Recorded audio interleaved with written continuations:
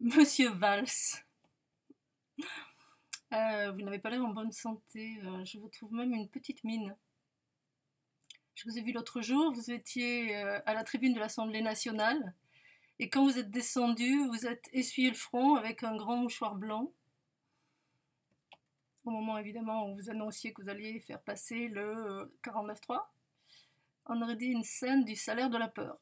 Oh, qui fait chaud. Donc moi je pense qu'il faudrait peut-être que vous voyiez un médecin. Je me pose des questions sur votre santé. Et je vais vous dire que s'interroger sur la santé de quelqu'un qui conduit 67 millions environ de Français, bon ben c'est normal puisqu'on se pose cette même question quand on engage un chauffeur de car pour 50 pékin. Certains vont me dire, mais t'es quand même audacieuse, insolente de dire qu'il faut vérifier la santé de Monsieur Valls. Non, je suis simplement cultivée. Et je voudrais vous parler de l'empereur Tang, qui a été le fondateur de la seconde grande dynastie chinoise, 1500 ans avant Jésus-Christ, la dynastie des Shan. Et figurez-vous que cet empereur avait mis à l'entrée du palais de l'empereur de Chine une cloche. Et il avait fait ça parce que si jamais quelqu'un avait des critiques à porter sur sa manière de gouverner, eh bien, il allait sonner la cloche. J'imagine la même chose à l'heure actuelle. Et aussitôt, nous raconte un des historiens qui parle de la vie de Tang, eh bien, l'empereur se précipitait. Et même, il raconte cette anecdote qui est amusante, qui est racontée, même s'il était en train de se laver les cheveux, à ce moment-là, il ne les essuyait même pas, il courait les cheveux mouillés pour dire « qu'ai-je fait de mal ?» Voilà, Monsieur Valls, je vous veux les cheveux mouillés. Qu'ai-je fait de mal? Alors, j'ai fait une petite liste de vos problèmes de santé. Évidemment, je suggère, hein, je ne suis pas médecin moi-même, mais enfin, à première vue. Alors, voilà les quelques symptômes que j'ai relevés et qui semblent nuire à un exercice serein de votre profession. D'abord, petit 1, un début d'Alzheimer. Ensuite, 2, une hyperactivité débouchant sur un racisme primaire et secondaire, puisqu'il y a pour vous des races inférieures et une race supérieure, ce qui nous rappelle des heures nauséabondes de notre histoire. Ensuite, un confusionnisme gauche-droite gravissime. Là, je pense qu'un scanner s'impose parce que c'est quand même énorme. Ensuite, une incitation à la haine. Alors, de votre part, qui voulez lutter contre l'incitation à la haine, là, c'est quand même étrange. Il y a une victime, la dernière, Philoche. Philoche est dans tous ses états, suite à la loi Macron. Vous allez nous tuer Philoche si vous continuez comme ça. Non, ça ne peut pas durer. Je vais vous dire que là, j'ai posé un diagnostic, mais je vais apporter des preuves, bien sûr. Je ne fais pas tout ça pour vous faire de la peine, non, absolument pas. Parce que j'estime que parfois, il est bon que quelqu'un dise « Stop, stop, tu commets une erreur ». Je me souviens que quand j'étais petite, j'étais cruelle. C'est ainsi que quand je promenais mon chien, il m'arrivait de le battre. Parce que je jouissais d'avoir cette domination sur lui. Un jour, quelqu'un m'a vu et dans la rue, il m'a dit « Mais tu n'as pas honte ?» Et ma cruauté s'est arrêtée là, sur cette phrase, parce que quelqu'un m'a dit « Mais tu n'as pas honte ?» J'aimerais voir si on vous dit « Mais tu n'as pas honte ?» Ce que ça donne. On va tenter ça. Alors, premièrement, Alzheimer. Alors, Alzheimer, ça, c'est la grande maladie des hommes politiques. Ce qu'ils ont dit avant d'être élus, ils ne s'en souviennent absolument pas après.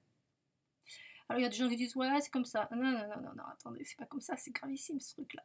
Alors pour vous, par exemple en 2010, Sarkozy et Hortefeux parlent de démanteler les camps de Rome. Bien, à ce moment-là, sur RTL 2010, vous déclarez faire croire que c'est à travers ce démantèlement qu'on règle les problèmes de sécurité dans notre pays, c'est se livrer encore une fois à un amalgame tout à fait insupportable. Bien, en 2013, vous avez le pouvoir, et à ce moment-là, qu'est-ce que vous dites? Il faut tout démanteler. Il faut dire que quand vous prenez la parole, c'est 6 mois avant les élections municipales et que ça se présente mal pour vous, donc si on peut récupérer quelques voix d'extrême droite ou d'extrême gauche, c'est bien. Encore un autre exemple d'Alzheimer, notre cher président Zizi Rider, Hollande. Alors lui, quand c'était De Villepin qui voulait faire passer la loi égalité des chances, il disait avec ses anaphores qui sont spécifiques de son style Le 49.3 est une violation des droits du Parlement. Le 49.3 est une brutalité. Le 49.3 est un déni de démocratie. Oui, tout à fait. Une manière de freiner ou d'empêcher la mobilisation. Alors lui aussi, c'est Alzheimer, mais grave, lui. C'est vraiment le spécialiste. Et sans oublier toute votre clique, la clique socialiste, qui défilait pour la retraite à 60 ans. Bientôt, ils vont nous la foutre à 70. Alors, ce truc-là, franchement, on ne l'accepte dans aucun métier. J'imagine bien, je fais peindre ma maison, je dis, vous me la faites en blanc, et elle est toute en noir. Et quelqu'un va me dire, ouais, tu sais, ça, c'est les peintres, ils sont comme ça, quand tu leur dis une couleur, ils s'en tiennent absolument pas à ce que tu demandes. Ou vous allez voir un boucher, vous demandez une entrecôte, et vous arrivez près du barbecue, et vous avez mis de la salade. Mais ça finit mal, on ne peut pas accepter ça. Tandis que, de votre part, on va dire, ah ben oui, c'est possible. Mais c'est gravissime, c'est abus de pouvoir, abus de confiance. Ça doit se terminer par... vous ne pouvez plus exercer la profession d'homme politique puisque vous n'êtes pas capable d'avoir une parole. Je vous signale ensuite qu'à l'heure actuelle, il y a 7 milliards d'hommes, c'est énorme. Et la moindre de vos conneries a des conséquences effrayantes. Et ça, il faut en tenir compte. Ensuite, deuxième point, votre hyperactivité sur le cas du racisme. Alors, vous êtes tellement en train de dire pas de racisme, pas de racisme, pas de racisme, mais vous, malheureusement, on dirait que vous en êtes un petit peu teinté. Les inférieurs pour vous, les Roms, bien sûr, je n'ai pas m'attarder, ils ont vocation à aller se faire foutre ailleurs où ils veulent, et on peut les garder dans notre pays quand ils sont tout petits et morts, hein, surtout si c'est un maire UMP qui refuse l'enterrement. Alors là, mon Dieu, quel drame. Ensuite, il y a une vidéo qui est très connue sur Internet, ceux qui ne la connaissent pas. Vous vous baladez dans votre ville d'Evry, quelqu'un vous suit avec une caméra, et tout à coup, vous croisez des basanés, semble-t-il. Et vous dites, oh putain, alors là, belle image de la ville d'Evry. Tu peux pas me mettre un peu de blanc, de white, de blancos? Oh, c'est grave. C'est grave parce qu'on se dit, on voit le mec est là, le racisme est interdit. Puis lui, il est méprisant. Et quand on voit cet épisode, on comprend que Hollande, il a pu parler descendant. Ouais, évidemment, le peuple vous fait chier, hein, non, de temps en temps. On se soulage entre soi. Alors, il y a autre chose, c'est le racisme inversé, c'est-à-dire que il y a pour vous une race supérieure à la communauté juive. Et les citations qui montrent ce travers abondent. Là, j'ai fait un choix, et il y en avait 3600. La plus connue, par ma femme, je suis liée d'une manière éternelle à la communauté juive et à Israël, quand même. Une seconde. La communauté juive, c'est la France. Et la France, sans la communauté juive, ce n'est pas la France.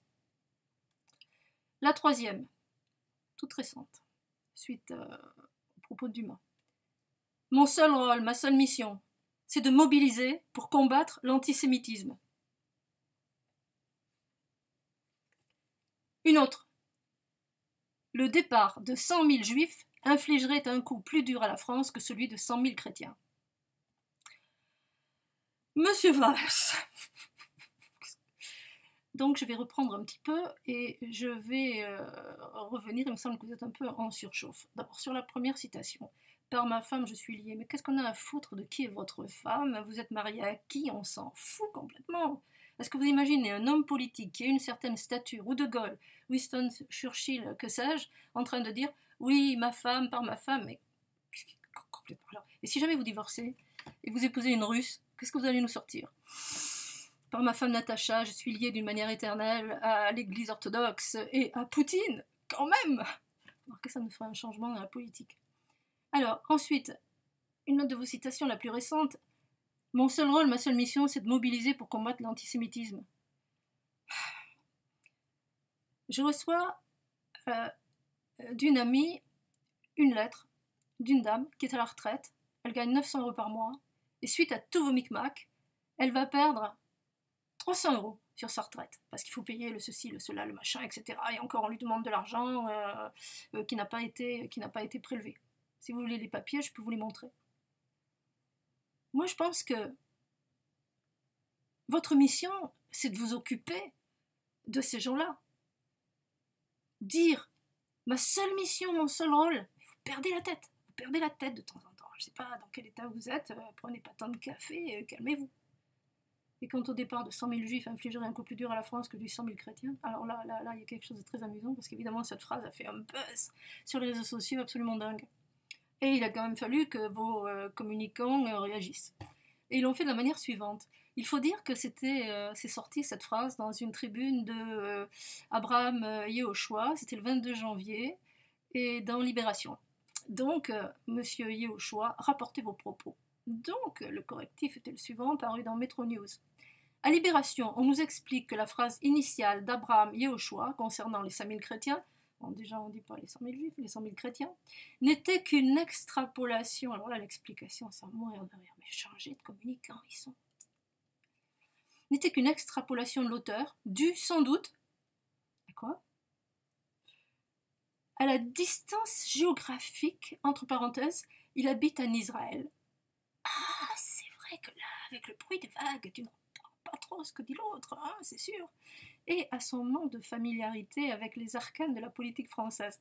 Ouais, les arcanes de la politique française, ça veut dire, quand on dit quelque chose, à l'oreille, ne va pas le répéter comme ça dans un article de Libé, hein, cher ami. Bon, alors, vous ne croyez pas que vous en faites un peu trop quand même, là. Moi, ma prise de position par rapport à tout ça, c'est ça. Je vais d'abord dire une phrase, ça va peut-être en faire bondir certains, mais je vais l'expliquer. Il n'y a pas d'antisémitisme en France, d'accord? Il n'y a pas d'antisémitisme en France. Je veux reprendre tout ce qui a été signalé comme événement antisémite. D'abord, des voitures taguées en plein centre de Paris. Alors là, la LICRA parle de cet événement. Je regarde ça un soir sur Facebook, c'est le mur de lamentation. Oh mon Dieu, mais c'est pas possible, on peut plus vivre dans ce pays, nous haïssent, regardez maintenant des voitures qui sont taguées, c'est invraisemblable. Bref, on apprend très rapidement que celui qui a fait ces tags, c'est un pépère, sa femme est juive, ils veulent changer d'appartement, ils sont dans un HLM, ils veulent aller ailleurs. Et donc, évidemment, ils se sont dit, attends, c'est peut-être une bonne chose. Donc, ils ont trouvé ce truc. Quelque chose qui m'a fait rire, c'est quelqu'un qui mettait, bah attends, le gars il avait tagué juif avec un pinceau, la racaille, le tag avec une bombe, complètement invraisemblable que ce soit la racaille qui ait fait ça. Est-ce que la LICRA a essayé de s'excuser en disant, ouais, on s'est peut-être emporté? Non, bien sûr, pas du tout. Bon, et deux, les cimetières juifs. Je signale que 2 jours après le cimetière juif qui a été profané en France, un cimetière arabe a été profané en Israël par de jeunes Israélites. Donc, ce que je veux dire, c'est que des petits cons, vous en avez partout, dans tous les pays et dans toutes les religions. Mais mieux à propos de cette histoire de cimetière. BFM TV, Sainte Télé, à 8h du matin, nous donne les chiffres suivants sur les profanations dans les cimetières. En 2014, cimetière chrétien, 206. Cimetière juif, 6. Carré musulman, 4. Et à midi, ils changent, parce qu'ils avaient mis cimetière chrétien, donc certains ont dû leur dire, attends, non, parce que les gens vont dire, alors on peut tout casser chez les chrétiens. Donc ils mettent cimetières municipaux, 206, ça ne change pas, et les juifs 6 et les carrés musulmans 4. Donc j'en reste à ça. Arrêtez de faire un bins, alors que les cimetières chrétiens sont, et les églises et tout, sont massacrés, avec même les fémènes qui vont se balader à poil là-dedans. Un peu excessif, non? Vous ne croyez pas? Bon, alors maintenant, un sujet très grave, le terrorisme. Je ne veux pas entrer dans le détail pour savoir qui paie ces terroristes, n'est-ce pas? On sait quand même qu'on leur a donné des armes. On sait quand même que Fabius a dit, oui, Al-Nosra, qui est une aile d'Al-Qaïda, a fait du bon travail. Mais passons. Je voudrais vous poser une question. Il y a combien de gens qui sont morts à cause du terrorisme en 2014 en France?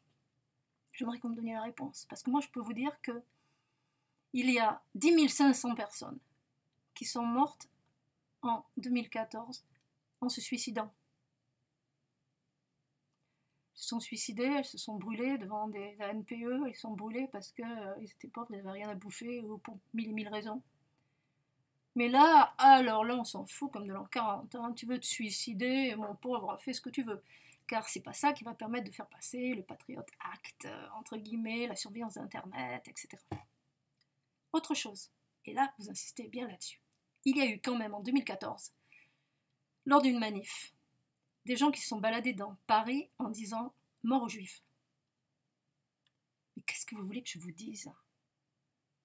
Ça prouve que vous êtes complètement incompétent.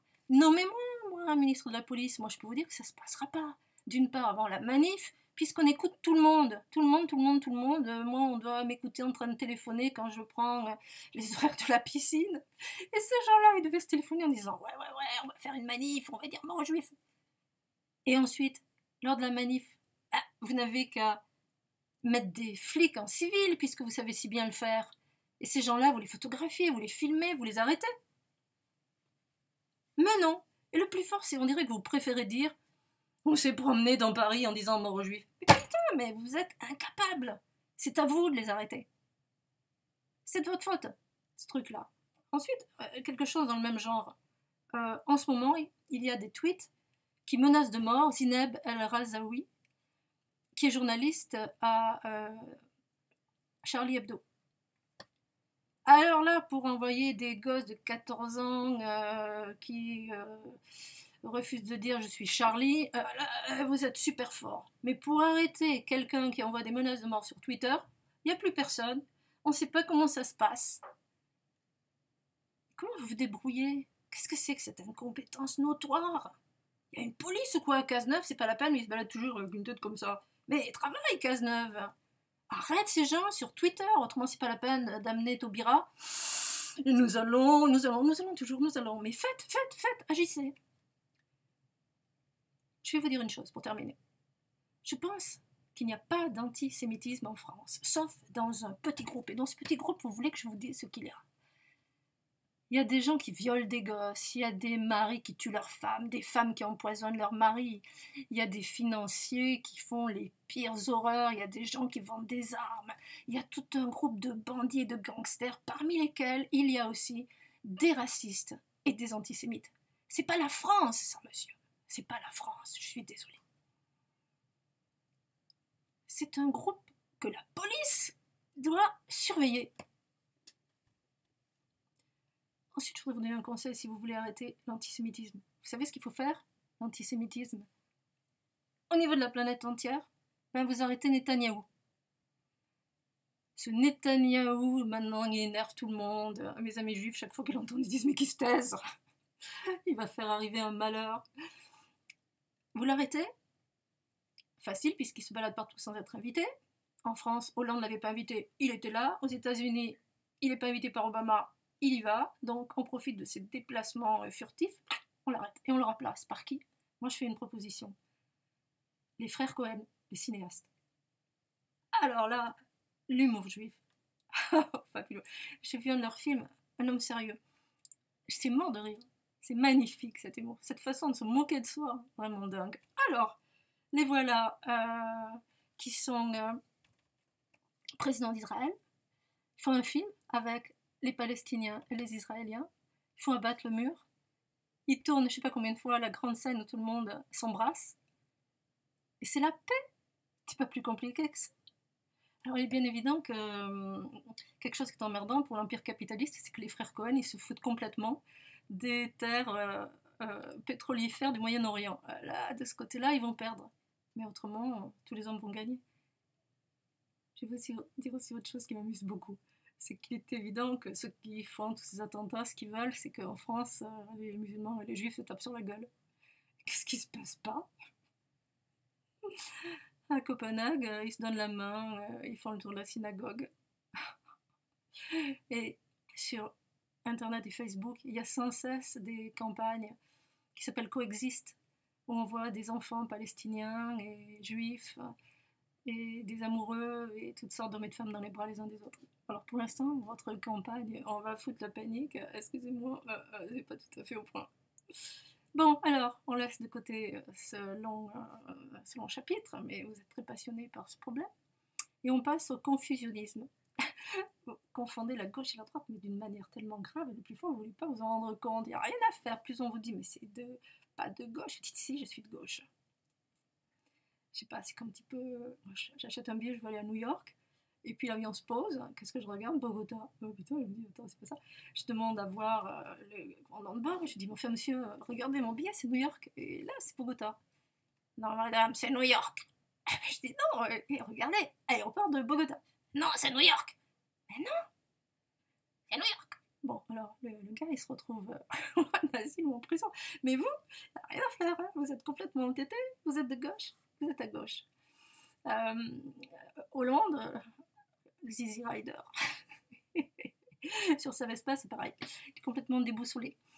Il a déclaré, c'est vrai qu'il avait un verre de vin à la main, c'était un truc de l'agriculture, un salon de l'agriculture. Il y a un moment où si les partenaires ne font pas ce que veut le pays, il y a une forme de défiance qui s'installe. Coco, c'est un moment où si les ministres ne font pas ce que veut le pays, lui aussi, il confond clou complètement. Et avec le 43, 43-9, vous confondez quand même aussi démocratie et dictature.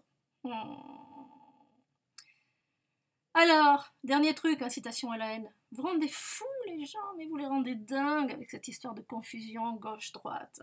D'abord, si on regarde sur les réseaux sociaux, mais vous avez des caricatures, des trucs, les gens sont dingues, bien évidemment, ils en ont complètement marre.